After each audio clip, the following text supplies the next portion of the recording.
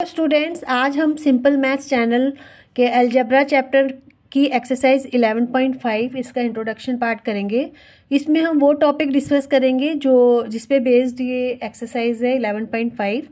तो चलिए स्टार्ट करते हैं। पहले हम देखते हैं व्हाट इज़ एन इक्वेशन। अभी तक आपने 11.4 तक एक्सप्रेशन क्या होता है ये पढ़ा है, तो इक्वेशन क्या होता है अभी देखेंगे। जैसे अगर आपका कोई एक्सप्रेशन है 3n, अगर हम इसमें इक्वल टू का साइन डाल दें और यहाँ कोई नंबर लिख दें या कोई एक्सप्रेशन लिख दें, then it is called an equation.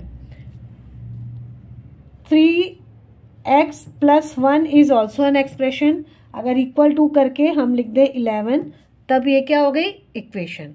अच्छा, इक्वल टू का साइन है ये लेफ्ट हैंड साइड जो है इसको बोलते हैं LHS, लेफ्ट हैंड साइड, और इक्वल टू के राइट पे जो है इसको बोलते हैं RHS, राइट हैंड साइड। और LHS इक्वेशन में LHS हमेशा RHS के इक्वल होती है, तभी उसको इक्वेशन कहेंगे, अदरवाइज वो इक्वेशन नहीं कहलाएगी।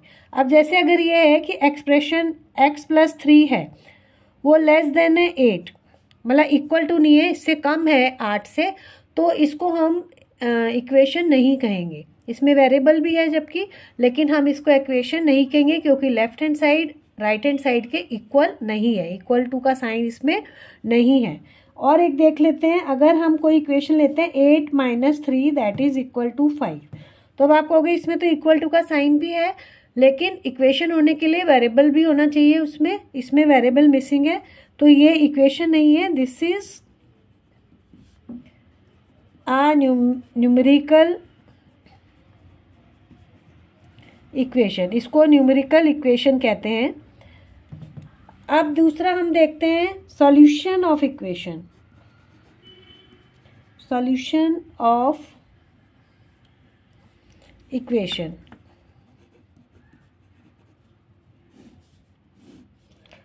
सॉल्यूशन ऑफ इक्वेशन क्या होता है। अगर हम ये इक्वेशन लेते हैं सपोज करो, और हम इसमें x की जो वैल्यू होगी वो ऐसा हम वैल्यू लें जिससे left hand side right hand side के इक्वल हो जाए, तो उसको हम कहेंगे जो x की वो वैल्यू है कि ये इसका सॉल्यूशन है इस इक्वेशन का।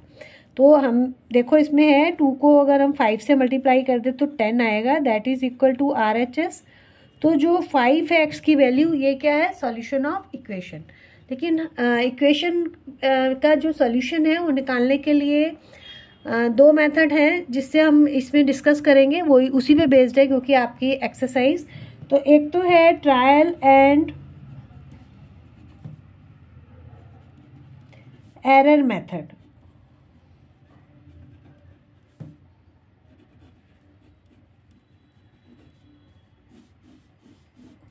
ट्रायल एरर मेथड में क्या होता है कि अगर आपको कोई इक्वेशन दी हुई है, सपोज करो 2x = 8, ये एक इक्वेशन है, और हम x को डिफरेंट वैल्यूज़ देंगे और उससे चेक करेंगे कि कौन सी ऐसी वैल्यू है जो इस इक्वेशन को सेटिस्फाई करती है, मतलब किसमें कौन सी हम x की वैल्यू ले जिससे LHS = RHS हो जाए।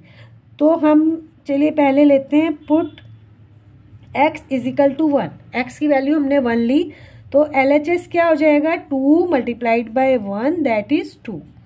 तो 2 इज नॉट इक्वल टू 8, तो ये इसकी वैल्यू नहीं है। पुट x = 2, तो इसमें लेफ्ट हैंड साइड में हम x की वैल्यू 2 लेते हैं तो आ जाएगा 4, तो मतलब x = 2 भी सॉल्यूशन नहीं है इस इक्वेशन का।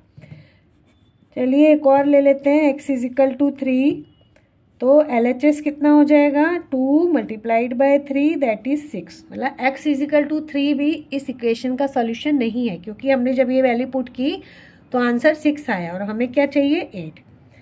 नेक्स्ट कर लेते हैं पुट x = 4, तो लेफ्ट हैंड साइड क्या हो जाएगी आपकी 2 × 4 दैट इज 8, जो कि राइट हैंड साइड के इक्वल है।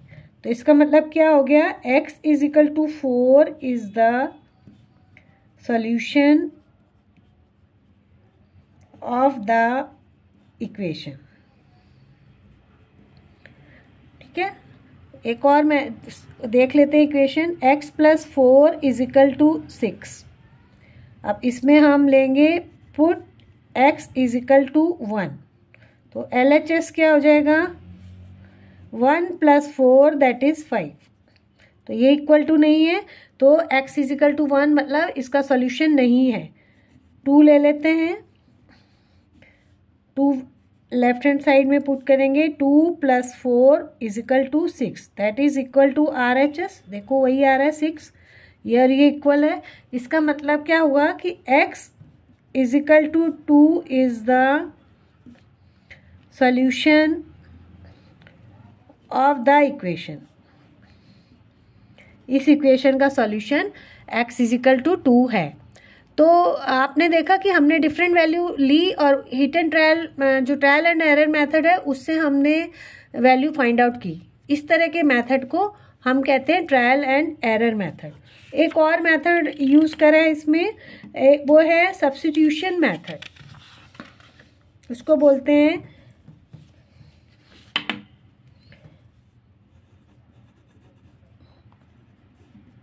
Substitution method. इस मेथड में क्या है कि आपको वेरिएबल की डिफरेंट वैल्यूज दी जाएंगी, उसमें से अगर वैल्यू उससे इक्वेशन को सेटिस्फाई करती है, मतलब LHS is equal to RHS करती है, तो हम बोलेंगे कि हाँ ये जो है सॉल्यूशन ऑफ द इक्वेशन है। तो चलिए एक इक्वेशन ले लेते हैं हम, P - 3 इज इक्वल टू 5 और गिवन वैल्यू है P की 8, तो हम 8 पुट करेंगे, put P is equal to 8, LHS क्या हो जाएगा 8 - 3 इक्वल टू 5, देखो राइट हैंड साइड के इक्वल है, तो P is equal to 8 is the solution of the equation. हम बोलेंगे क्यों, क्योंकि हमारा लेफ्ट हैंड साइड इस वैल्यू से राइट हैंड साइड के इक्वल हो गया of the equation.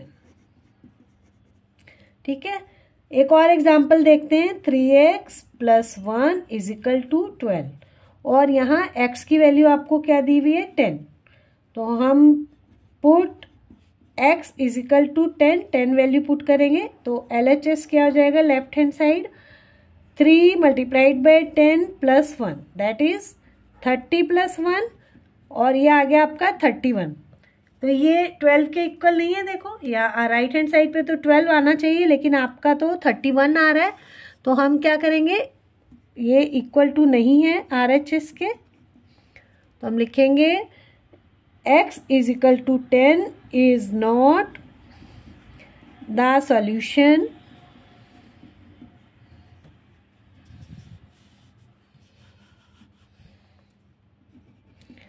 Of the equation. ठीक है, अच्छा एक और एग्जांपल से देख लेते हैं समझाने के लिए, y/2 इज इक्वल टू 10 और इसमें y की वैल्यू 20 दी हुई है आपको, तो put y is equal to 20, तो लेफ्ट हैंड साइड क्या हो जाएगा इक्वेशन का 20/2, ये 2 से कॉमन फैक्टर 2 है, 2 से डिवाइड हो जाएगा, आंसर आएगा 10, सॉरी ये 1 हो जाएगा, तो 10। अब ये देखो ये इसके इक्वल है, दिस इज RHS के इक्वल है ये, तो हम बोलेंगे y is equal to 20 is the solution of the equation. तो इस तरह आपने देखा कि इसमें हमने डिफरेंट जो वैल्यू दी हुई है उसको इक्वेशन में सब्स्टिट्यूट करके वेरिएबल की वैल्यू को हमने फाइंड आउट किया कि वो उस इक्वेशन का सॉल्यूशन है भी कि नहीं है, तो इस मेथड को बोलते हैं सब्स्टिट्यूशन मेथड। तो ये तो था इस एक्सरसाइज का 11.5 एक्सरसाइज का इंट्रोडक्शन पार्ट। नेक्स्ट क्लास में हम एक्सरसाइज स्टार्ट करेंगे, तब तक के लिए गुड बाय।